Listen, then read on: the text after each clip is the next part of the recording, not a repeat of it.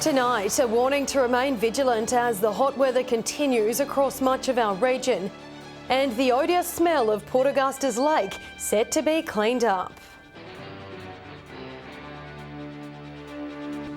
From our 7 Spencer Golf studios, your nightly news with Louise Hedger begins now.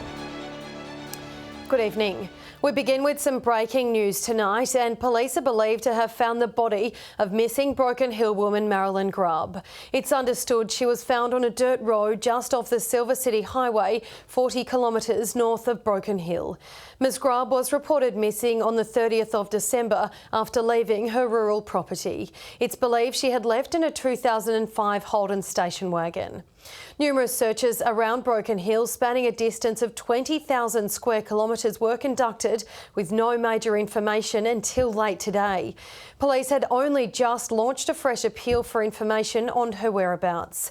Her family has been notified of the discovery and a report is being prepared for the coroner.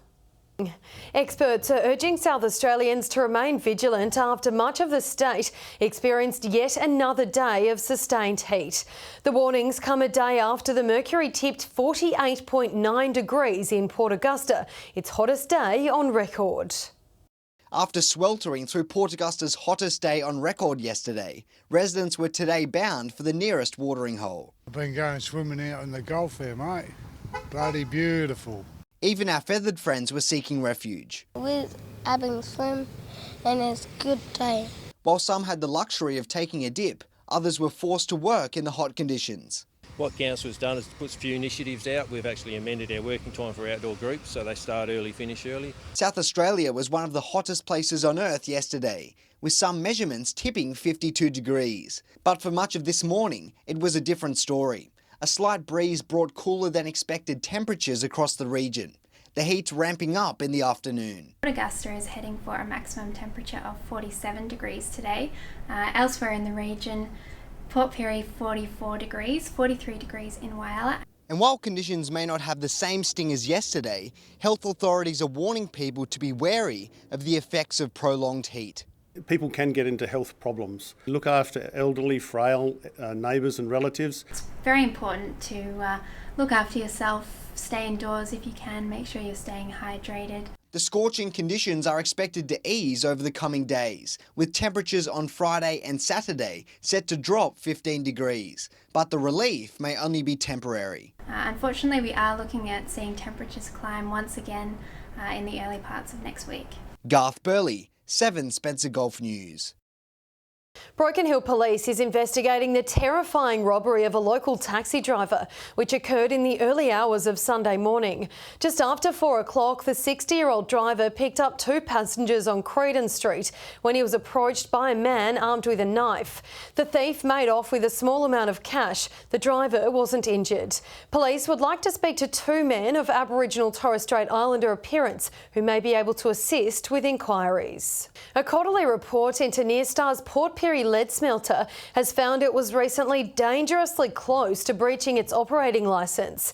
Emissions were just 0.001 microgram per cubic metre under the legal limit. 2018 saw Nearstar face a series of challenges involving the transition of its Port Pirie lead smelter. The decommissioning took longer than expected and the old plant edged dangerously close to breaching its operating licence. Levels are monitored every day at Port Pirie, and Nearstar is required to meet compliance limits which are assessed every quarter. The EPA's December report recorded the smelter to be just 0.1 of a microgram under the limit. If high levels of lead are detected, then Nearstar is required to respond to that and to take action to stop those emissions. And that's exactly what the company did, following September's report which showed that they were risking breaching the licence. In response, the plant went into a partial 6-week shutdown with staff designated with cleaning duties. Nearstar and the EPA record lead levels via a number of stations located around the town. I'm currently standing at a testing site at Port Pirie West Primary School, which recorded a reading 10 times over the limit just this Saturday. This spike will be a mere blip on a quarterly average, but it does give perspective into how temperamental the readings can be. Ultimately, way is successful commissioning of the new lead and air smelter. Closure of the old smelter is expected this year. Dominic Beaton, 7 Spencer Gulf News. The terrible odour of Port Augusta's Bird Lake will soon be masked, with remediation work on the site to begin in March. A boost of $3.2 million from the state government will fund the project, which is hoped to be completed by mid-year. For nearly 4 years, the pungent and foul smell of Bird Lake has spread throughout the town. It's a very nasty smell. But the odour will soon be masked, with the remediation of the dried-out lake to begin in March. Fantastic opportunity for Port Augusta, and the council grabbed it with all hands, and hopefully we can get through where we need to go.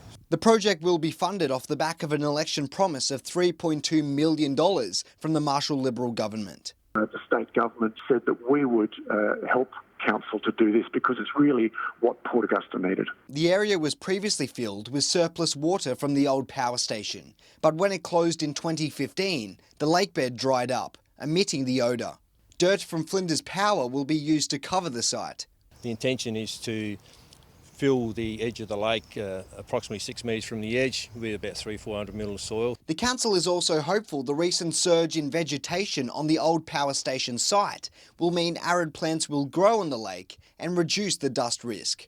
I have noticed over probably the last 3 to 4 months that process is obviously having an impact because the dust aspect out of that location has been fantastic. Work is due to begin in just a few months, with the goal of completion by the middle of the year.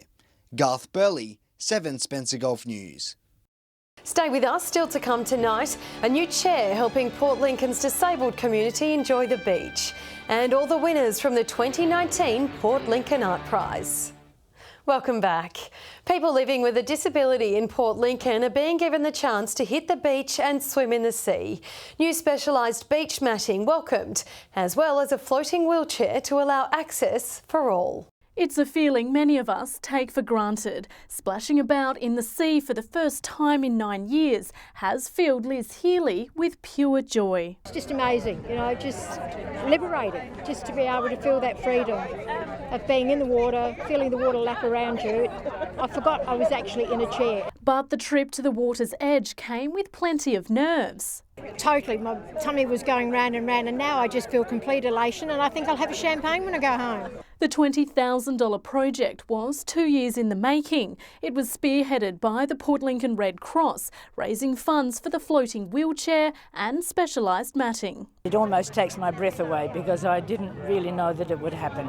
So everybody here's been saying, at last, at last. The equipment, now stored at the Yacht Club, is available to use for all local organisations, carers and families. And I just hope that the community as a whole will embrace it and use it. And I think it'll just be amazing, particularly for young children, with families that they've never even felt to be in the sea. It's not the first to be launched in Eyre Peninsula waters, with Tumby Bay also rolling out a new floating wheelchair earlier this month. It's just so great to see this taking off across the state so everyone can participate.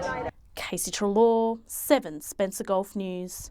A 23-year-old man charged with the armed hold-up of a Port Augusta hotel late last year will be sentenced in early April. He appeared in the Port Augusta Magistrates Court for a hearing this morning. It's alleged the man threatened staff at the Pastoral Hotel with a knife before fleeing with almost $10,000. He was located by police at a Port Augusta address the following day and remains in custody. Broken Hill City Council says there is a lot for Silver City residents to be excited for in 2019. The rollout of a wide variety of infrastructure is underway, with bigger projects also in the works.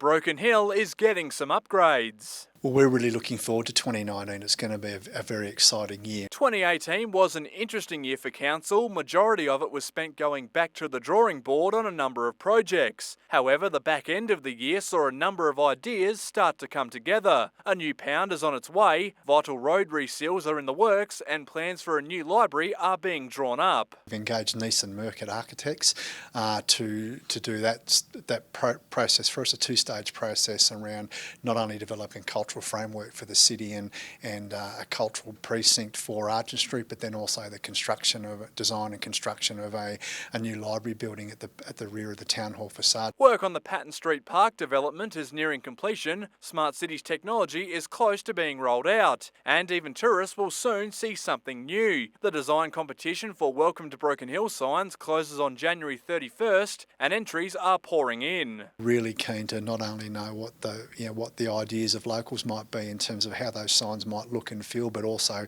broadening it out to national and international entry. So we've had a lot of interest so far, which has been fantastic.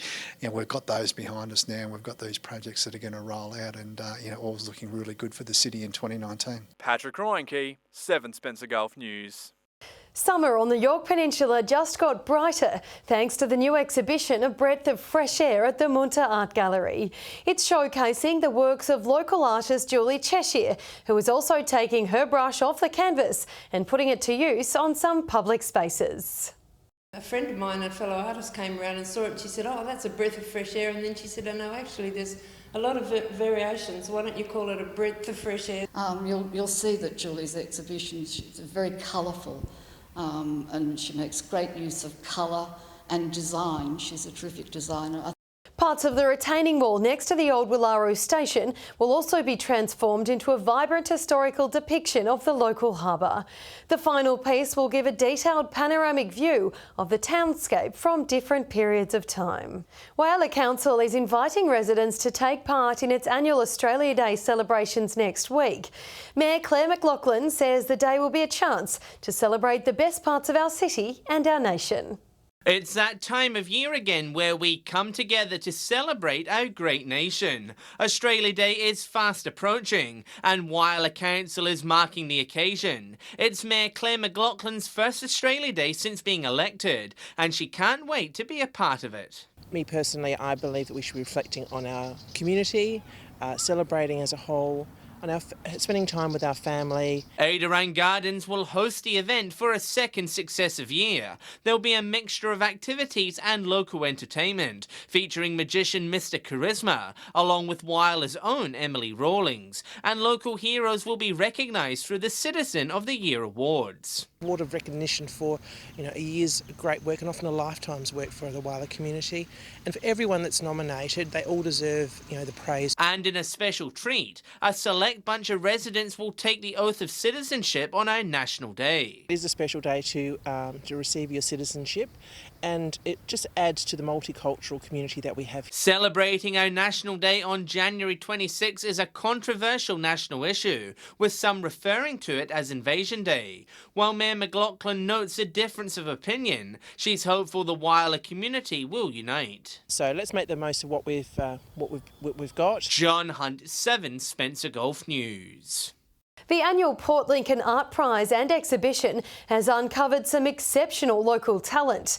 The prestigious competition giving artists a chance to step out of their studio and showcase their work to the public. There was plants and people, sculptures and landscapes, but it was the unique portrait of a friend that took out the 2019 Port Lincoln Art Prize. Certainly didn't expect this, so it's very exciting. The oil painting, simply titled Sally. Sally is a really great friend of mine, and I love painting creative women. It kind of told us a bit about Sally's personality and as well as being highly technically skilled. But it was no easy feat for Judge Lauren to pick out the various winners. There was a massive diversity of ideas and subject matter explored in all different mediums. I really feel like I had a difficult job. I had to sleep on it and come back the next day. The local event, now in its 11th year, has left organisers blown away with the 63 entries. We're just really pleased with the calibre. Every year it just keeps getting better and better. The exhibition, which launched last week, also allows artists the rare opportunity to reveal their latest work to the public. A lot of them hide away in their studios at home. They don't really come out to play too often. So that's why the Art Prize is just a great opportunity to celebrate local artists. The exhibition will be on display here at the Nautilus Arts Centre until February 16, and with the People's Choice Award now open, be sure to pop in and cast your vote. Casey Trelaw, 7 Spencer Gulf News. Stay with us. After the break, we'll take a look at our region's fuel and diesel prices. And the Port Pirie Soccer Association has a bright future thanks to a government grant. Welcome back. Port Pirie Junior Soccer Association is kicking goals after receiving $10,000 in funding. It'll be primarily spent on lead removal from the old clubhouse, making it a safer environment for the soccer community. 2018, Port Pirie's Junior Soccer Association was left high and dry after the state government scrapped funding for the Female Facilities Program. Much needed upgrades to the local rest room and club room had to be put on hold.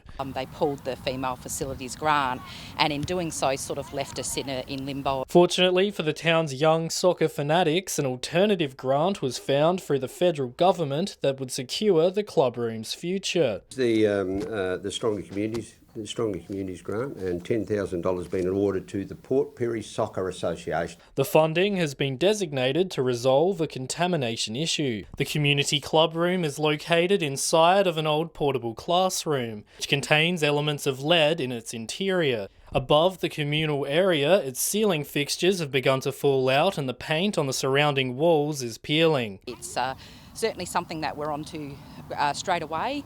We think it's of the highest priority that we have at the moment. The lead removal and a new lick of paint will bring the building back up to standard, just in time for a major event the club will be hosting later this year. They have won the right to run the national championships here in September, and that's a really big coup for Port Pirie. Money, people, accommodation, spending and all the rest, and it certainly gives these guys a chance, the best of the association. Dominic Beaton, 7 Spencer Golf News. Time now for Fuel Watch. Here's Pat with a look at the latest Bowser prices. Well, while temperatures across the Spencer Gulf and here in Broken Hill go up, petrol prices are on the way down.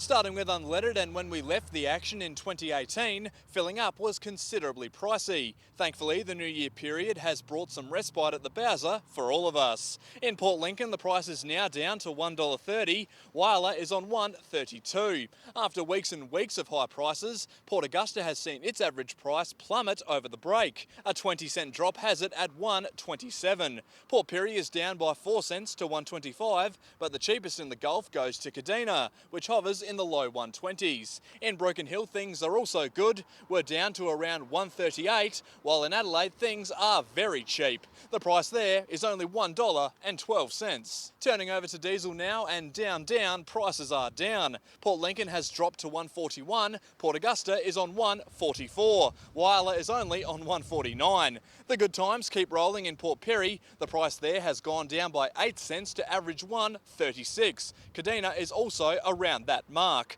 Up in the Silver City, we've also seen a massive drop. We're actually paying less than Whyalla. That's a first. Adelaide beats everybody though, hovering around $1.29. A quick look at Autogas and it's a mixed bag. Kadina is by far the best performer with a 17-cent plunge. Whyalla is the worst off with a 5-cent spike. Broken Hill, Port Lincoln and Adelaide have also seen a bit of green. Port Augusta is breaking even.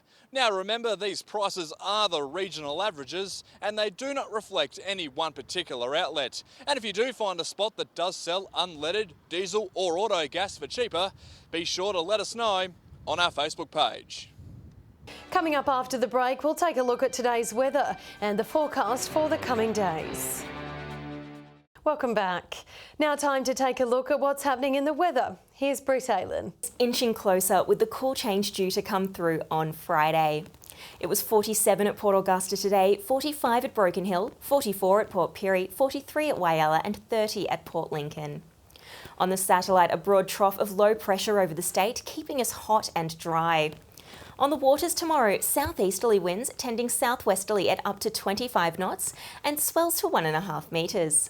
Sunrise is due at 6:24 in the morning with the sun setting at 8:33. And we've got another sweltering day ahead of us. Port Augusta hot and dusty tomorrow, 47 the top. Broken Hill mostly sunny and 45. Port Pirie 42. Kadina 39. Whyalla 38 and a top of 30 for Port Lincoln with a slight chance of showers. Looking further ahead to Friday's cool change, bringing showers over most parts. The maximum dropping to 26 degrees at Port Lincoln with a fine and mostly sunny weekend. Cleve a top of 23 on Friday, partly cloudy on Saturday 22, Sunday 26. Woodner cooling down at 28 on Friday, fine through the weekend, and warming back up to 34 on Sunday. Whyalla dropping down to 28 on Friday with a shower or two, Saturday 26, Sunday 30. A possible shower for Port Augusta on Friday, 31 degrees, partly cloudy over the weekend. Kadina a top of 30 on Friday ahead of a fine few days. Port Pirie 31 on Friday with a 40% chance of showers, Saturday partly cloudy and 30 degrees, Sunday 34. Clare 30 degrees to end the working week with a fine and mostly sunny weekend. And still very hot in Broken Hill on Friday, 43 degrees, with the cool change coming through on Saturday, bringing temperatures in the early to mid 30s across the weekend. And that's all for Wednesday's weather, Louise. Back to you. Thank you for that, Britt. And that is your nightly news for this Wednesday evening. We thank you for your company. We'll have updates later, but until then, enjoy your evening. Good night.